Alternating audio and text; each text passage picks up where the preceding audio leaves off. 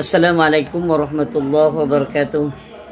Anak-anakku kelas 5 yang Pak Guru sayangi, alhamdulillah pada hari ini kita semuanya masih diberikan kesehatan oleh Allah sehingga kita bisa beraktivitas pada pagi hari ini, dan tentunya kita masih bisa melaksanakan kegiatan pembelajaran secara online, yaitu pelajaran akidah akhlak.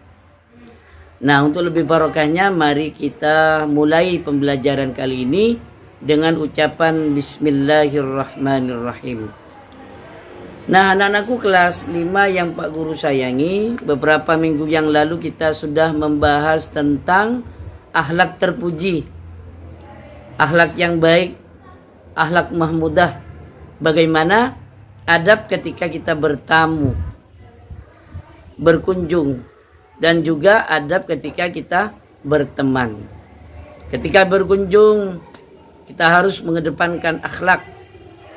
Dan juga ketika kita menerima tamu, juga kita mengutamakan akhlak. Sehingga orang yang bertamu akan mendapatkan pelayanan yang baik. Kenapa kita harus melayani tamu dengan baik? Karena tamu adalah rezeki. Insya Allah, kalau kita melayani tamu dengan baik, maka rezeki yang Allah berikan kepada kita akan menjadi barokah, akan menjadi kebaikan. Kemudian ketika bertamu juga kita harus mengedepankan sikap sopan santun. Jangan sampai kita melakukan perbuatan yang tidak baik ketika kita bertamu. Karena orang yang bertamu itu seperti mayit. Jadi apa kata tuan rumah? Kalau dipersilahkan masuk, ya kita masuk. Kalau kita dipersilahkan untuk makan hidangan yang sudah dihidangkan, maka baru kita makan. Kemudian yang kedua, akhlak ketika kita berteman. Maka carilah teman yang baik. Artinya bukan pilih kasih. Mencari teman yang baik artinya bukan pilih kasih. Namanya orang, namanya teman, ya, bermacam-macam karakter. Oleh karena itu, kita sebagai orang yang baik, maka ikutilah, ya, tirulah akhlak, tingkah laku, perbuatan teman kalian yang baik, dan tinggalkan akhlak teman kalian yang tidak baik. Itu yang dimaksud dengan pilih teman yang baik. Bukan berarti kita pilih-pilih teman. Jangan sampai kita pilih-pilih teman. Artinya jangan sampai karena anak itu orang miskin, anak nakal, tidak ditemani. Justru walaupun anak nakal kita temani untuk diberikan nasihat. Kalau bukan kita sebagai teman, siapa yang akan memberikan nasihat kepada teman kita yang nakal? Seperti itu.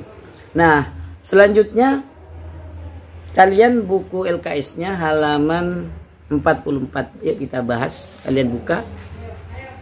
Yang pertama, nomor 1 ya, apa dasar pertemanan dalam Islam? Jadi manusia itu merupakan makhluk sosial. Manusia tidak bisa hidup sendiri. Jadi manusia tidak bisa melakukan sesuatu tanpa kerjasama dengan orang lain. Ya, setiap manusia saling membutuhkan antara satu dengan yang lain. Sehingga ta'awanu 'alal birri wat taqwa wa la ta'awanu 'alal itsmi wal 'udwan. Di situ yang menjadi dasar. Karena manusia itu saling membutuhkan antara satu dengan yang lainnya, maka kita harus tolong menolong dalam hal kebaikan. Kemudian yang kedua, jelaskan tujuan dari pertemanan. Tujuan pertemanan yaitu agar hidup kita damai. Hidup kita tidak terasing di dunia ini. Karena tidak mungkin manusia hidup di dunia ini hanya sendiri. Dengan kita berteman, insya Allah kita akan mendapatkan kedamaian. Ya, ketika kita butuh bantuan, ada teman yang akan membantu. Jadi ketika kita sedang sedih, ada teman yang menghibur kita. Jadi dengan kita berteman, tujuannya adalah agar hidup kita ada perdamaian, ada keseimbangan.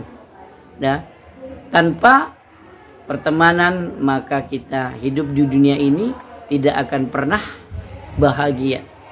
Walaupun banyak uang, tapi kita hidup sendiri. Apa artinya banyak uang? Ya, kalau kita hidup sendiri. Banyak uang tidak bisa beli nasi, ya. Kita butuh kepada pedagang nasi. Untuk apa uang itu? Masih butuh kepada orang lain apa? Pedagang nasi. Ya. Jadi kita butuh. Kalaupun kita punya uang, butuh kepada orang lain. Ya, jangan sampai kita mengedepankan uang karena banyak uangnya, banyak hartanya.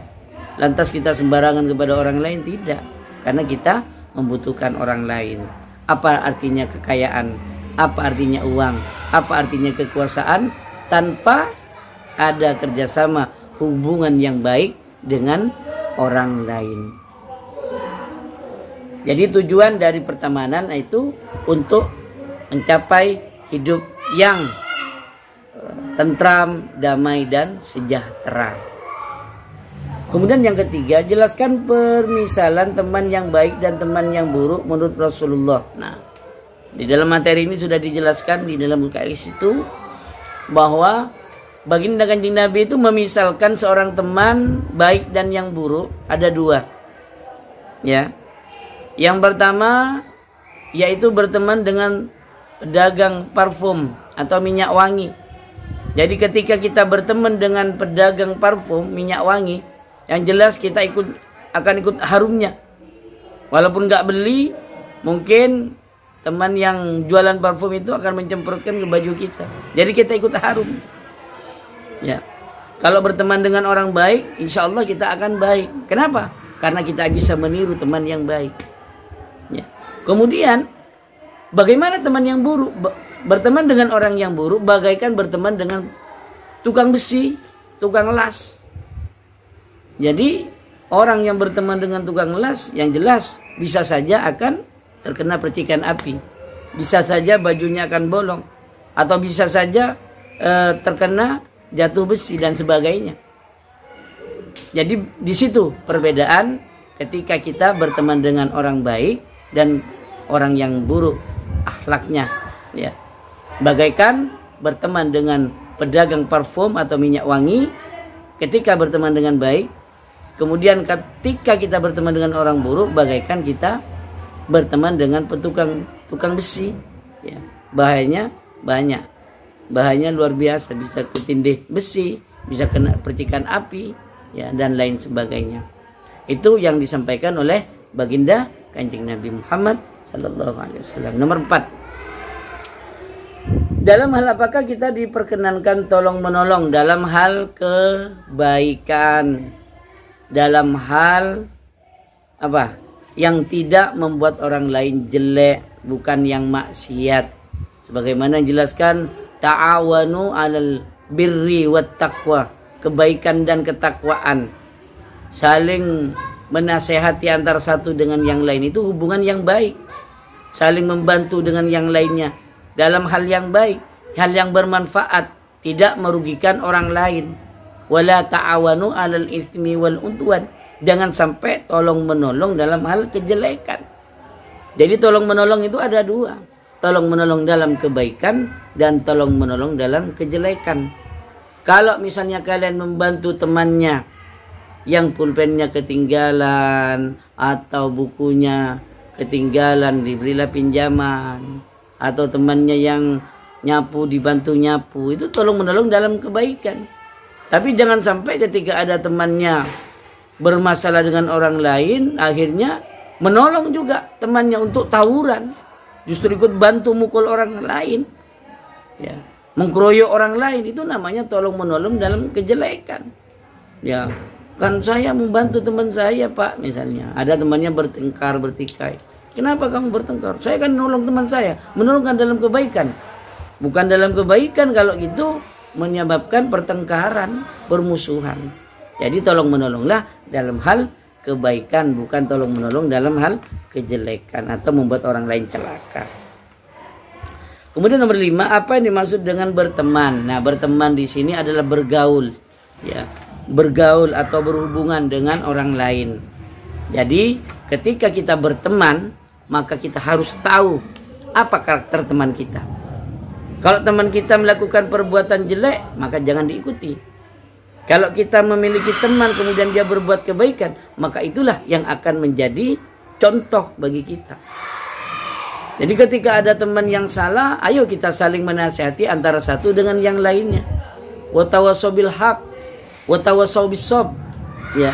Ketika ada temannya yang kena celaka, kena musibah, kita memberikan nasihat. Ya. Memberikan nasihat apa? Dengan kesabarannya. Diberikan nasihat dengan kesabarannya, dihibur supaya hilang rasa gundah gulana itu. Ya. Kemudian ketika misalnya teman kita melakukan perbuatan yang tidak baik, kita beri nasihat bahwa itu tidak benar, yang benar seperti ini. Namanya wa tawassaw bil haq. Saling memberi nasihat dalam kebenaran. Jangan sampai saling memberi nasihat dalam hal kejelekan. Oh, kamu yang paling benar, benar kamu itu. Padahal salah dibilang benar. Maka itulah yang tidak dibolehkan.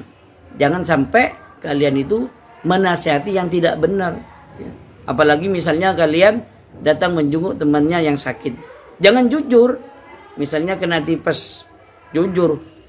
Dulu teman saya ada sakit kayak kamu kena tipes, besoknya meninggal. Lah ini namanya bukan memberi nasihat dengan kebaikan. Harus diberi support. Ayo sembuh, sehat, ya, makan yang banyak. Ayo biar kita kumpul lagi, kita bareng lagi, itu. Dan didoakan. Ya, didoakan supaya cepat sembuh. Itulah yang dimaksud dengan berteman. Artinya berteman itu bagaimana ketika kita berteman bisa memahami teman kita. Ya. Jangan sampai ada sakit hati, ya. Jangan sampai kita berbuat sesuatu yang membuat teman kita sakit hati, tersinggung. Ya. Dan juga kebalikannya. Kita ketika berteman, ketika ada teman yang kalian itu membuat kalian sakit hati, ya udah dimaafkan.